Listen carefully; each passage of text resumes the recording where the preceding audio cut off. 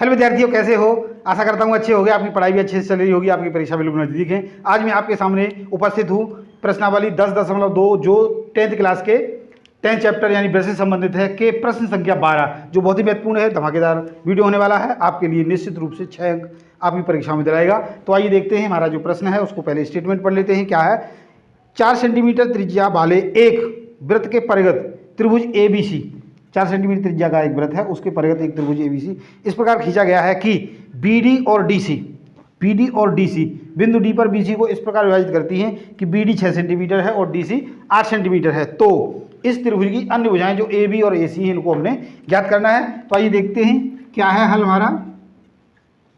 हम जानते हैं कि जो त्रिभुज है उस पर कोई स्पर्श रेखा खींची जाती है तो वह बिंदु से उस स्पर्श रेखा की लंबाइयाँ समान होती है। यानी BD 6 है तो ये BF है, यह भी क्या होगी 6 होगी, और ये 8 है तो ये भी 8 होगी, और ये दी नहीं है तो हम इसको x मान लेते हैं तो ये भी क्या हो जाएगी x हो जाएगी। सेंटीमीटर है तो सेंटीमीटर, यूनिट को हम एक ही रखते हैं, माना AF इक्वल टू AE, दोनों बराबर ही होंगी, x सेंटीमीटर ले लेते हैं, और BD equal to BD equal to BF equal to 6 centimetre, और CD इक्वल टू CE, और ये बराबर हो जाएगा 8 सेंटीमीटर। क्यों बराबर हैं? प्रमेय 10.2 से। अब सबसे पहले हमने क्या करना है, त्रिभुज ABC का क्षेत्रफल निकालना है। और यदि हम इस त्रिभुज ABC का क्षेत्रफल निकाल लें और इस त्रिभुज 3 त्रिभुज और ले लें AOB, AOC और OBC, यदि हम इसको बराबर रख दें तो भी बराबर होंगे क्योंकि एक ही एरिया है। तो इसका आधार लेकर हम इसका त्रिभुज का क्षेत्रफल निकालने वाले हैं। तो सबसे पहले हम बड़ा त्रिभुज है उसका क्षेत्रफल हीरोज फॉर्मूला से निकालेंगे। तो उसके लिए सबसे पहले हमें S निकालना पड़ेगा, और S बराबर होता है A + B + C/2। यानी A क्या है यहाँ पर? A के सामने की भुजा BC प्लस B क्या है? B के सामने की भुजा AC प्लस, और C क्या है? C के सामने की भुजा AB बटे में 2 आ जाएगा। तो BC कितना है? 6 और 8 14 प्लस AC कितना है? x + 8, और जो AB है वो कितना है? x + 6 AB, और वो AC था, अपॉन इसके बटे में 2। तो 14 और 8 22 हो गया, 22 और 6 28 प्लस x और x 2x बटे में 2। तो यहाँ पर 2 कॉमन है तो ये हो जाएगा 14 प्लस x और बटे में 2, यानी 2 से 2 कट जाएगा। तो s की वैल्यू हमें प्राप्त हो जाएगी 14 प्लस x। अब हमने क्या करना है कि इस त्रिभुज का क्षेत्रफल निकालने के लिए त्रिभुज ABC का क्षेत्रफल, त्रिभुज ABC का क्षेत्रफल बराबर त्रिभुज AOB का क्षेत्रफल, त्रिभुज AOB का क्षेत्रफल प्लस त्रिभुज AOC का क्षेत्रफल, AOC का क्षेत्रफल प्लस त्रिभुज BOC का क्षेत्रफल, त्रिभुज BOC का क्षेत्रफल। यानी इस बड़े त्रिभुज का क्षेत्रफल छोटे छोटे तीनों त्रिभुजों के क्षेत्रफल के बराबर होगा। तो बड़ा त्रिभुज का क्षेत्रफल है उसका फॉर्मूला है S - A, S - B और S - C इक्वल टू, इनका हम जानते हैं 1/2 आधार गुणा में शीर्ष। सभी के लिए ये फॉर्मूला लगना है तो हम इसको एक ही लिख देते हैं। अब इसको हम आगे सॉल्व करते हैं। तो S की वैल्यू हमने निकाल रखी है 14 प्लस x, तो यहाँ पर हम लिखेंगे 14 प्लस x, दूसरे ब्रैकेट में S - A यानी 14 प्लस x माइनस A यानी 6 और 8 BC, A के सामने भुजा BC है तो यहाँ पर आ जाएगा 6 और 8 14। अगले ब्रैकेट में S - B यानी S वही है 14 प्लस x माइनस B यानी x + 8 यानी माइनस का x और माइनस का ही 8।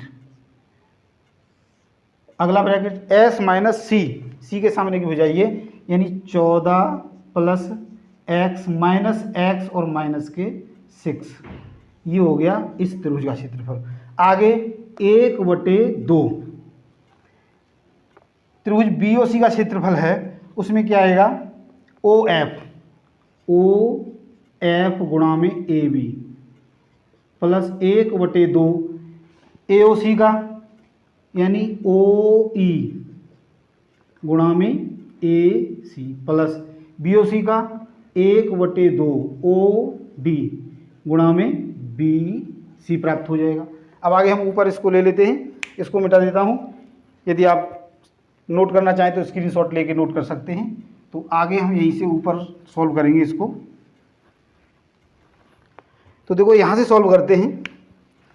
सबसे पहले हमें क्या मिलने वाला है, 14 plus x as it is रहेगा, हम इसको नहीं बदलते।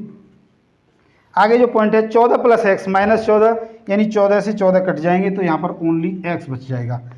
14 देखो यहाँ पर एक्स से एक्स कट जाएगा, 14 में से 8 तो यहाँ पर हमें मिलेंगे गुणा में 6। यहाँ पर भी 14 प्लस एक्स यानी यहाँ से एक्स ये भी कट जाएगा, तो 14 में से 6 गए तो यहाँ बच जाएगा 8, ये हमें मिल गया। आगे हम देखते हैं कि 1/2 सभी जगह से कॉमन है, 1/2 1/2। और एक और चीज़ है OF OE और OD, OF OD और OE दो क्या हैं, त्रिज्या हैं यानी 4 हैं, तो इनकी जो वैल्यू है वो 4 है, तो हम बाहर ही ले लेते हैं। अब ब्रैकेट के अंदर क्या बच जाएगा, AB बच गया यहाँ पर, AB यानी AB x प्लस 6 प्लस यहाँ बच गया AC यानी x प्लस 8 और यहाँ बच गया BC यानी ये 6 और 8 14। समझ में आ गया होगा। यहाँ से हम इसको काट देते तो यहाँ पर बच गया 2। अब 14 प्लस एक्स इंटू एक्स और 6 48 हो गया, ये है ब्रैकेट के अंदर, यानी इसका स्क्वायर रूट हमें लेना है। अब यहाँ पर हम क्या देखते हैं, 2x प्लस 6 और 8 14 और 14 28 हो गया। देखो कितना आसान बन गया है क्वेश्चन। अब root of 14 plus x into x और इंटू 48 इक्वल टू 2 कॉमन ले लेते हैं, तो 2 गुणा में 2x प्लस 14। अब हम क्या करें, दोनों ओर का वर्ग कर दें, दोनों ओर का वर्ग करने पर ऑन स्क्वेयरिंग बोथ साइड्स, तो यहाँ से क्या है स्क्वेयर करेंगे तो इसके रूट हट जाएगा, यानी बच जाएगा 14 प्लस एक्स और इंटू 48x इक्वल टू, यहाँ पर 2 दूनी 4 होगा और 4 का वर्ग करेंगे तो 16 हो जाएगा, इंटू x प्लस 14 का स्क्वेयर हो जाएगा। अब ये देखो हम क्या देख रहे हैं, 16 से ये 3 बार कट गया, 16 3 48, और इस 14 प्लस एक्स से हमारा ये स्क्वेयर भी कट गया, तो क्या रह गया 3x equal to x plus 14। अब देखो कितना आसान क्वेश्चन हो गया। मैं इसको आगे भी मिटा देता हूँ क्योंकि इसकी हमें ज़रूरत नहीं है। अब आपने नोट कर लिया होगा, वीडियो को स्किप करके भी नोट कर सकते हो। अब हम इसको इधर ले आएंगे तो 3x माइनस एक्स बराबर 14 हो गया, और 3x में से x गया तो 2x बराबर 14 हो गया, यानी x बराबर 14/2 हो गया।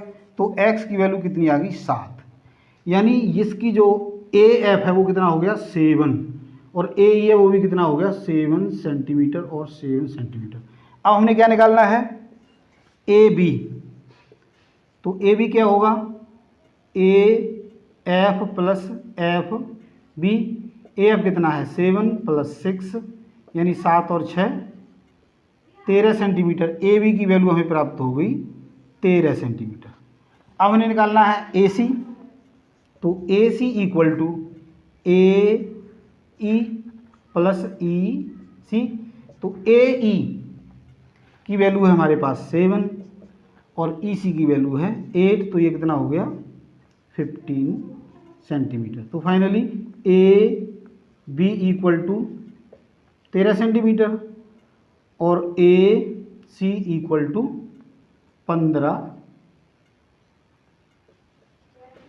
सेंटीमीटर, ये हमें आंसर मिल गई। तो आशा करता हूँ आपने मेरे द्वारा बताए गए इस प्रश्न को बिल्कुल अच्छे से समझ लिया होगा और अपने परीक्षाओं में आप अच्छे से सॉल्व करके आओगे। यदि आपने हमारे वीडियो को पसंद किया तो लाइक और शेयर जरूर करें, और यदि आपने हमारे चैनल को अब तक सब्सक्राइब नहीं किया है तो सब्सक्राइब भी करना ना भूलें। तो आज के लिए इतना ही, कल फिर मिलते हैं अगले प्रश्न के साथ। धन्यवाद।